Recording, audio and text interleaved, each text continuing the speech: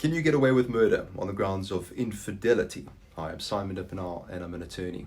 The Six Nations Rugby Tournament is in full swing and we South Africans enjoy rugby, so this little piece of news drew my attention. Now, did you know that Welsh rugby supporters have traditionally sung the song Delilah by Tom Jones at matches?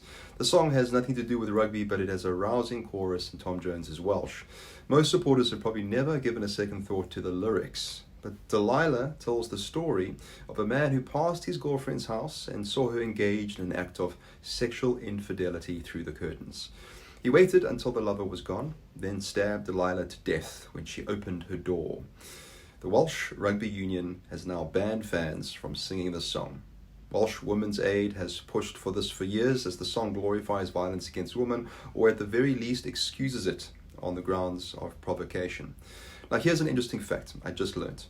In another of the Six Nations, Scotland, the woman's infidelity would be sufficient grounds to justify the reduction of the crime from murder to culpable homicide. Scots laws allows a special kind of mitigation, namely legal provocation on the basis of sexual infidelity, which reduces the severity of the crime. And the wrong partner does not even have to witness the unfaithful act. It's enough for the partner to admit the infidelity. Now, this is not the case in England and Wales. Scotland has a separate legal system. Under English law, male possessiveness should not today be an acceptable reason for loss of self-control leading to homicide.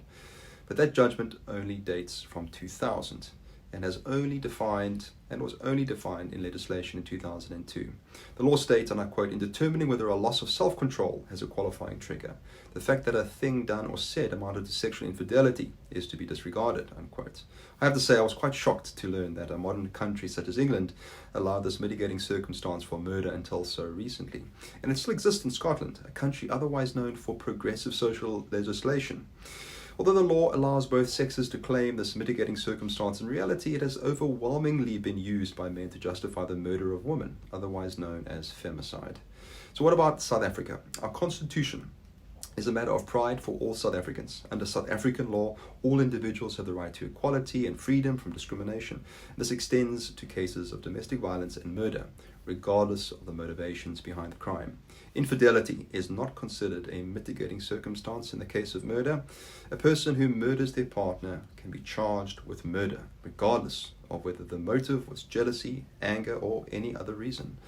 It's reassuring to know we have such a sound legal framework. Sadly, the lived experience of many South Africans does not match the ideals set out in our constitution. According to the World Population Review, our femicide rate is 9.1 murders per 100,000 women, the sixth highest rate in the world.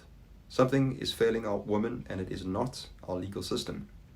Violence against women, whether physical, sexual, emotional, or a combination of these, is out of control and has been for a very long time. We turn a blind eye to misogyny and we fail to see it altogether, so deeply entrenched is it in our culture. I've spoken a lot about masculinity and how we socialize boys and young men to believe that toughness is manly and vulnerability is weakness. I believe that sociocultural norms of maleness in South Africa are a major contributor to our appalling rates of gender-based violence and femicide. I won't stop speaking out against gendered power inequalities. Men who believe that women are possessions or that violence is a sign of toughness, men like Andrew Tate, are part of the problem. But we are all part of the solution.